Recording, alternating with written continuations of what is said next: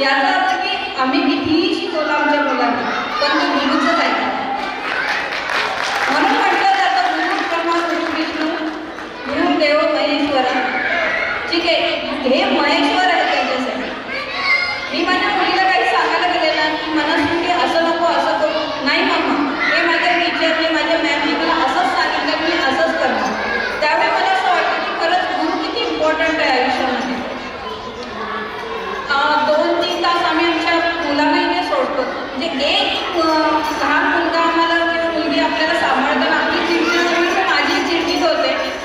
मी एक working woman आहे, त्यावेळेला मी दिवसभर वर्क करताना माझी मुलगी हट्ट करते त्यावेळेला माझी थोडी चिडचिड होते. पण मी तिथे बसून विचार करत होते की त्या सगळ्या लहान मुलांना ह्या टीचर सांभाळत आहेत, ह्या मॅम सांभाळत आहेत. म्हणजे त्यांची कॅपॅसिटी किती आहे की बाबा ह्या मुलांना ग्रो करत आहेत. प्रत्येक ॲक्टिव्हिटीमध्ये कल्चरल प्रोग्राममध्ये राखी मेकिंग असू दे काही असू दे छोट्या छोट्या गोष्टीमध्ये सुद्धा त्यांना ॲग्रेसिव्ह पुढे आणत आहे. तर मी खरंच सर्व टीचरांचं कौतुक करते. दुसरं मला कौतुकाशिवाय दुसरं काही बोलण्याचं हे नाही. अभिमानी वाटतो की ह्या स्कूलमध्ये माझी मुलगी शिकते आणि लास्ट इयरचा प्रोग्रामपेक्षा यावेळेचा प्रोग्राम खूप छान झालेला आहे. आणि प्रत्येक वर्षी आम्ही ह्या प्रोग्रामला अटेंड राहू, असेच प्राईज डिस्ट्रिब्युशन हो, असेच डान्स हो आणि आम्हाला छोट्या छोट्या गोष्टींमध्ये ॲक्टिव्हिटीमध्ये भाग घ्यायला मिळाला. बस सनशाईन स्कूलच्या सर्व टीचर्स आहेत त्यांना मी मनापासून धन्यवाद मानते की आमच्या मुलांना ते खूप छान गायडन्स करत आहेत आणि त्यांच्या गायडन्समुळे आमची मुलं पुढे जात आहेत.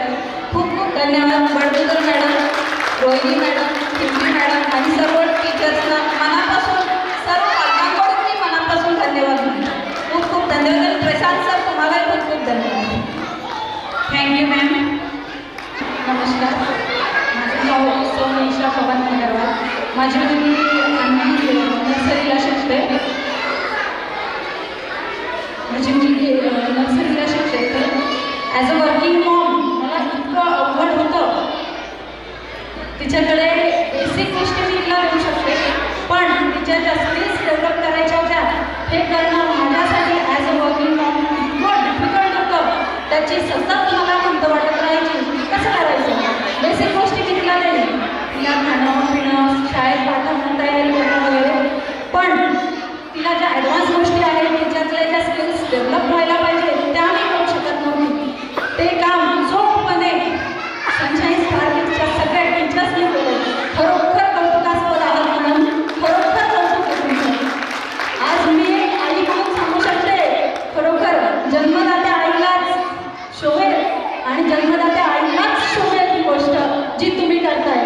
समोर तुम्ही डान्स करून दाखवताय. मला भरून आलं की माझ्या मुलीसाठी आणि आपल्या सगळ्यांच्या मुलांसाठी जे एफर्ट्स सगळे घेत आहे खरोखर कौतुकास्पद आहे.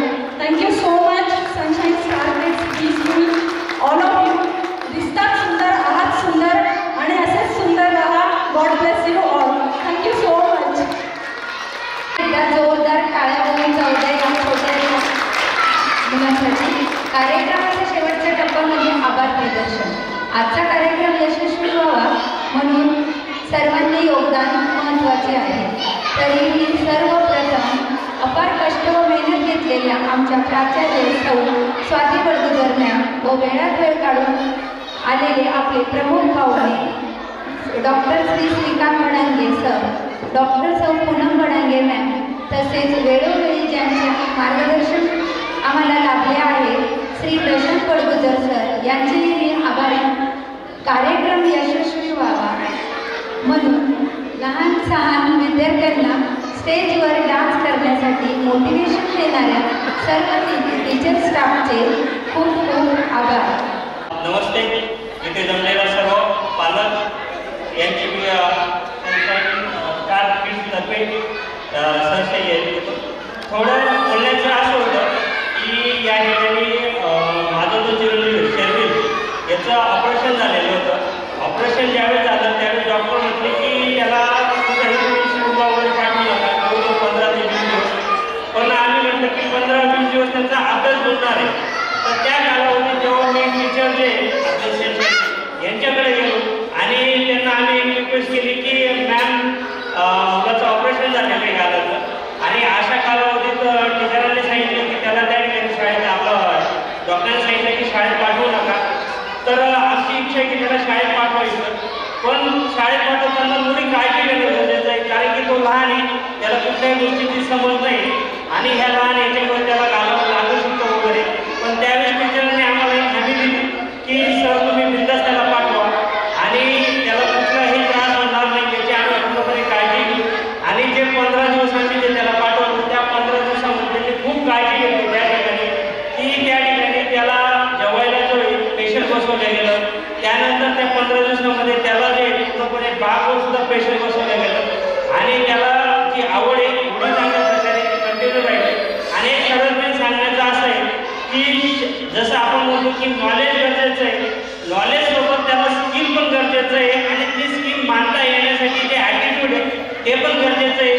ह्या तिघं गोष्टी तुम्हाला त्या ठिकाणी शाळेमध्ये चांगल्या प्रकारे मुलांना शिकवल्या जातं. त्या ठिकाणी आज बघितलं तर आजपर्यंत कुठलाही जो आता नर्सरीला आहे आजपर्यंत कुठल्याही स्टेजला त्याची डेअरिंग नव्हती, पण आज आमचं पहिल्या वेळेस तो स्टेजवर येऊन त्या ठिकाणी परफॉर्मन्स केला.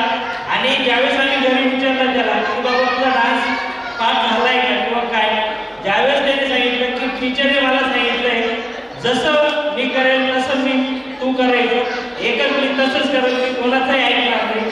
जसं मॅडमने मगाशी सांगितलं की मुलांमध्ये जसं आपण घरी गेल्यावर सांगतो की बाबा तू असा अभ्यास कर किंवा हे कर, तो कुठलाही ऐकत नाही. पण टीचरांचं जे डोळे झाकपणे ते चुकीचं असतो बरोबर असतो, तो म्हणतो की टीचर जे सांगणार, टीचर हा पहिला गुरु आणि टीचरांचं ऐकूनच त्या ठिकाणी तो पूर्णपणे त्या ठिकाणी करतो. आणि आज जे त्यांनी या ठिकाणी गॅदरिंग जी झाली याच्यामुळे त्यांना जे आपण म्हणतो स्टेज देखील यायला खूप चांगली मदत होईल. आणि मी त्या ठिकाणी सर्व टीचरांचे या ठिकाणी परत एकदा आभार व्यक्त करतो की त्यांनी या ठिकाणी चांगला एक मंच मुलांना उपलब्ध करून दिला.